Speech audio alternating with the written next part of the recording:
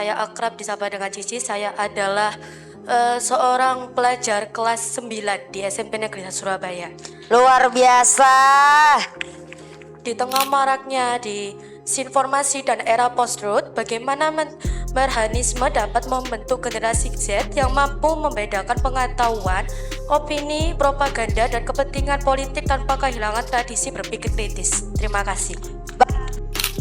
Cici ya, siapa namanya? Ya, Cici. Cici ya, oke. Umur kamu berapa, Cici, sekarang? Umur berapa, Cici? Sini Cici. Cici umur berapa? Mohon izin, saya tahun ini mau berinjak umur 15 tahun. Iya. Oke, Cici. Ada minat yang akhirnya dia buktikan hari ini. Dia belajar PKN, PS, dan itu tersambung dengan daya kritis yang mereka bertanya mempersoalkan apa beda antara opini, kritik, propaganda.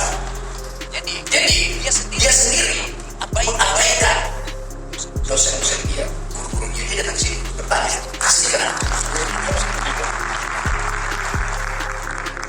SMP kelas 9, sebentar lagi SMA. Baik, sebelumnya Assalamualaikum warahmatullahi wabarakatuh. Waalaikumsalam. Shalom, Om Swastiastu, Namo Buddhaya, Salam Kebajikan Rahayu. Sebelumnya, perkenalkan, nama saya Askia Jegita Sofi. Saya akrab disapa dengan Cici. Saya adalah seorang pelajar kelas 9 di SMP Negeri Surabaya. Luar biasa. Sebelumnya saya izin bertanya, saya sebelumnya sudah mendapatkan buku tapi belum selesai membaca. Pertanyaannya, di tengah maraknya disinformasi dan era post-truth, bagaimana mekanisme dapat membentuk generasi Z yang mampu membedakan pengetahuan, opini, propaganda, dan kepentingan politik tanpa kehilangan tradisi berpikir kritis. Terima kasih. Bagus sekali pertanyaannya. Terima kasih. Kita cukupkan 3 dulu, nanti kita akan buka lagi ya. Kurang lebih ini untuk pertanyaan kepada kedua narasumber. Boleh kita tijab pergantian saja dari Bung Rocky dan juga Bung Angga. Kurang lebih terkait dengan bagaimana Gen Z ini dari generasi yang rapuh, kok bisa tiba-tiba menjadi generasi yang gagah. Bagaimana aksinya waktu di beberapa aksi demo beberapa waktu yang sedang terjadi ini. Bagaimana pandangannya Bung Rocky. Lalu juga tentang diskriminasi modern dan juga apakah marxisme belum pernah jadi paradigma pembangunan bangsa. Dan terakhir terkait dengan bagaimana marxisme dapat menjadi solusi di tengah era disinformasi dan juga post-truth. Silakan Bung Rocky terlebih dahulu. Cici ya, siapa namanya? Ya, Cici. Cici ya, oke. Umur kamu berapa, Cici, sekarang? Umur berapa, Cici?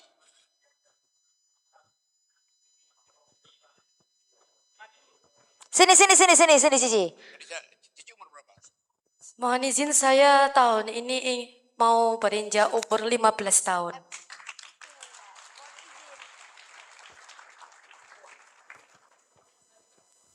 Dari pelajaran yang setiap hari kamu oleh dari pelajaran apa yang kamu suka? Sejauh ini saya lebih suka mempelajari tentang IPS sama PKN. IPA. IPS. IPS, oke. Ada mata kuliah, ada pelajaran matematik. Ya, Oke. Fisika ada? belum. Matematika belajar ya? Iya. Oke, Cici. Ada minat yang akhirnya dia buktikan hari ini. Dia belajar PKN, PS, dan itu tersambung dengan daya kritis yang mereka dia bertanya mempersoalkan apa beda antara opini, kritik, propaganda. Jadi dia sendiri mengabaikan dosen-dosen dia, guru-gurunya. Dia datang ke sini bertanya, pasti kenapa?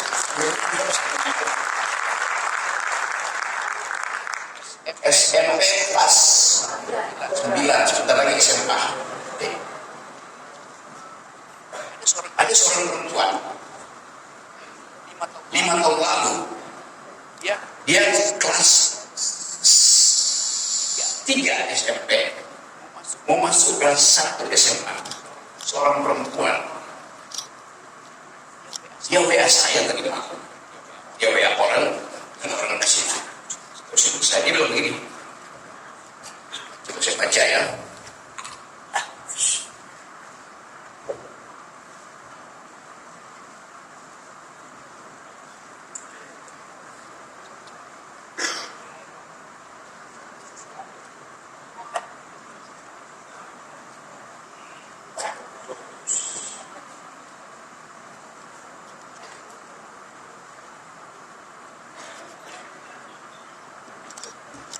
Bacakan ini maksud saya dari malam. Saya sering menyaksikan dialog Om Rocky sejak sekolah. Saya perempuan. Dan dulu kelas 1 SMA saya pernah bertanya pada sesi question and answer di dalam suatu webinar yang pertanyaannya dibacakan oleh moderator. Tidak terasa sudah 5 tahun yang lalu.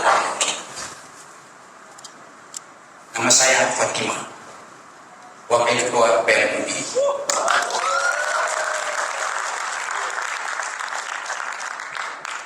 Udah bayangkan,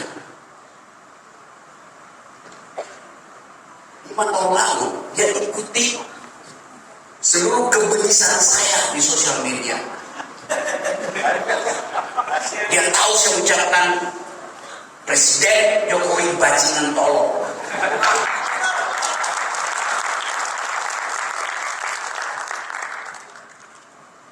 Dia serap itu untuk cari tahu mengapa saya ucapkan itu.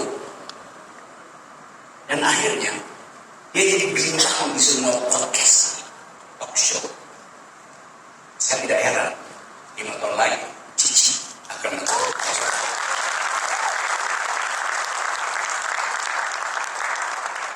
Pikiran itu akan menghasilkan pertanyaan. Pertanyaan akan menguras energi kita untuk tahu sampai ke Fatimah berupaya untuk pahami itu. Jadi sebetulnya Gen Z marah terhadap keadaan hari ini. Sambil dia marah juga pada ketidakmampuan dia untuk membaca masa depan itu. Ini Gen Z. Kita bisa bayangkan bahwa kalau mereka diberi umpan ideologi dan kita bertengkar dengan mereka di forum-forum sosial media, basisnya adalah buku itu, MBG akan berubah menjadi Marhain bikin gaduh.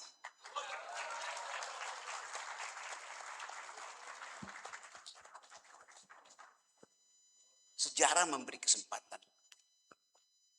Kemampuan kita untuk mendalilkan sesuatu akan dibaca dengan ketajaman oleh mereka. Yang akan mereview buku ini 2 bulan lagi, anak-anak SMA. Kita bantu sosialisasikan pikiran ini. Minta mereka marah pada kita. Supaya mereka tidak marah ke segala arah. Marah ke segala arah artinya marah tanpa arah. Dia mesti marah pada sesuatu yang kita sodorkan. Silakan marhanisme.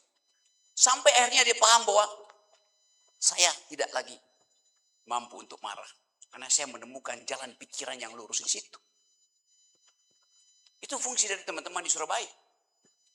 Jadi, ide, dia punya kaki untuk menginjak bumi supaya ide itu tumbuh dalam realitas. Ide, dia punya sayap supaya dia bisa hinggap di semua kepala. Jadi buku itu adalah ide untuk kita injakkan pada bumi dan jadikan dia messenger of eyes. Satu waktu buku itu akan dibicarakan di Columbia University, di Birmingham, di tempatnya Angga belajar, di Murdoch University.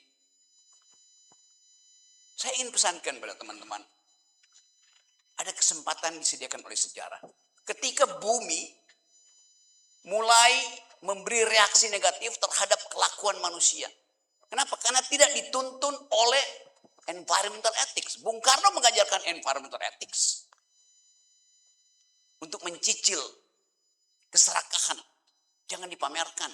Dia adalah seorang marhaen. Dia mampu untuk menghidupi dirinya. Dia nggak akan jadi proletar.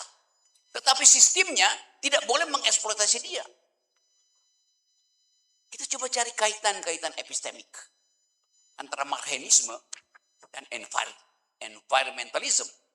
Kita coba cari kaitan etis antara marhaenisme dan feminisme. Jadi itu fungsi dari buku itu. Diumpankan untuk dibicarakan.